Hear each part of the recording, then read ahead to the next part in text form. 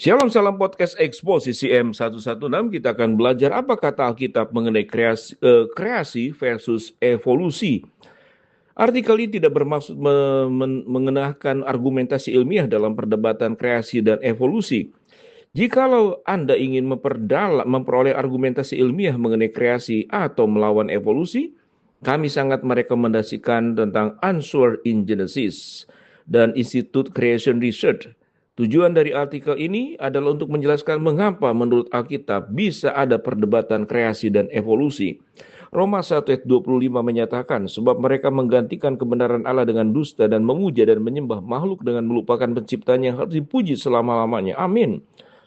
Faktor kunci yang kita semua mesti kenali adalah bahwa sebagian besar dari para sarjana yang percaya pada evolusi juga adalah ateis dan agnostik.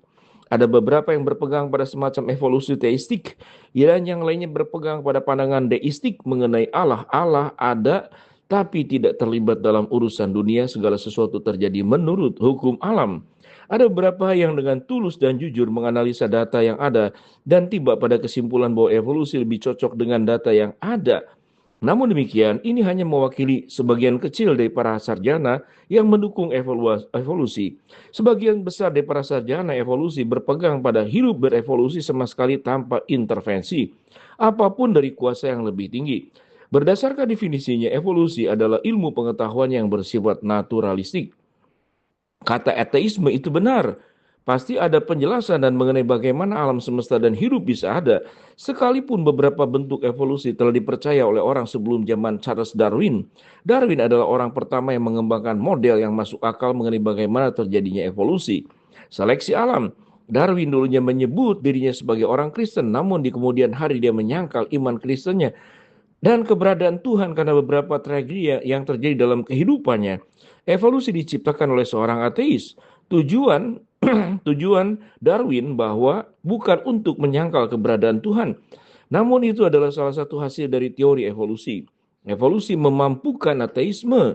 Para sarjana evolusi zaman sekarang mungkin tidak akan mengakui bahwa tujuan mereka adalah untuk memberi penjelasan alternatif mengenai asal-usul kehidupan, dengan demikian memberi dasar kepada ateisme. Namun menurut Alkitab inilah sebabnya teori evolusi itu berada. Alkitab memberitahu kita, orang bebal berkata dalam hatinya tidak ada Allah dalam Mazmur 14 ayat yang pertama, Mazmur 5, 3 ayat yang pertama. Alkitab juga mengatakan bahwa orang-orang tidak dapat berdalih untuk tidak percaya pada Allah, pencipta. Sebab apa yang tidak nampak daripadanya, yaitu kekuatannya yang kekal dan keilahiannya dapat nampak pada pikiran dan karyanya sejak dunia diciptakan. Sehingga mereka tidak dapat berdalih. Roma 1 ayat ke-20. Menurut Alkitab, setiap orang yang menyangkal keberadaan Tuhan adalah orang bebal. Kalau demikian, mengapa ada begitu banyak orang termasuk beberapa orang Kristen yang bersedia menerima bahwa para sarjana evolusi adalah penafsir data ilmiah yang tidak bias? Menurut Alkitab, mereka adalah orang-orang bebal. Bebal bukan berarti tidak pandai. Kebanyakan para sarjana evolusi adalah orang-orang yang secara intelektual sangat cerdas. Bebal menunjuk kepada ketidakmampuan untuk secara pantas menetapkan apa yang diketahui. Amsal 1 ayat 7 memberitahu kita, takut akan Tuhan adalah permulaan pengetahuan, tetapi orang bodoh menghina hikmat dan didikan. Para sarjana evolusi mengejek kreasi atau dengan intelligent design sebagai tidak ilmiah dan tidak pantas untuk ditelaah secara ilmiah.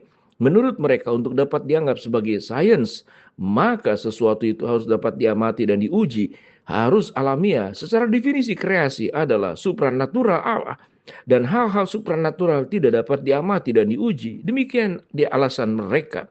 Karena itu kreasi atau intelligent design tidak dapat dianggap sebagai sains. Akibatnya, semua data disaring melalui prakonsepsi dan praduga teori evolusi yang sudah terlebih dahulu diterima tanpa ada penjelasan alternatif yang dipertimbangkan. Namun demikian, asal mula alam semesta dan hidup tidak dapat diuji atau diamati, baik kreasi maupun evolusi. Kedua-duanya adalah sistem yang berdasarkan iman. Waktu keduanya berbicara mengenai asal usul, keduanya tidak dapat diuji karena kita tidak dapat kembali ke miliaran atau ribuan tahun untuk mengamati asal mula alam semesta dan hidup dalam alam semesta ini. Sarjana-sarjana evolusi menolak kreasi berdasarkan alasan yang secara logika juga akan memaksa mereka untuk menolak evolusi sebagai penjelasan ilmiah dan Dari asal-usul segala sesuatu, evolusi dalam hubungannya dengan asal-usul tidak lebih dekat dengan definisi sains dibandingkan dengan kreasi atau penciptaan. Evolusi dianggap sebagai salah satu penjelasan mengenai asal-usul yang dapat diuji. Dan karena itu adalah satu-satunya teori asal-usul yang bersifat ilmiah. Ini adalah suatu kebodohan para sarjana yang mendukung evolusi menolak teori asal-usul yang masuk akal tanpa mau betul-betul mempertimbangkan sumbangsi teori itu, karena teori itu tidak dapat dengan definisi mereka yang sempit dan tidak masuk akal mengenai apa itu sains. Jikalau kreasi atau penciptaan itu benar, maka ada pencipta yang kepadanya kita bertanggung jawab. Evolusi memungkinkan ateisme. Evolusi memberi orang-orang ateis dasar untuk menjelaskan bagaimana hidup dapat berada dan tanpa adanya Allah pencipta. Evolusi menyangkali keterlibatan Allah dalam alam semesta. Evolusi adalah teori kreasi. Untuk agama ateisme, menurut Alkitab pilihannya jelas. Kita dapat percaya kepada firman dari Allah, kita yang maha kuasa dan maha tahu, atau kita dapat percaya pada penjelasan ilmiah yang bias dan tidak masuk akal dari orang-orang bebal. Shalom. Salam podcast M116.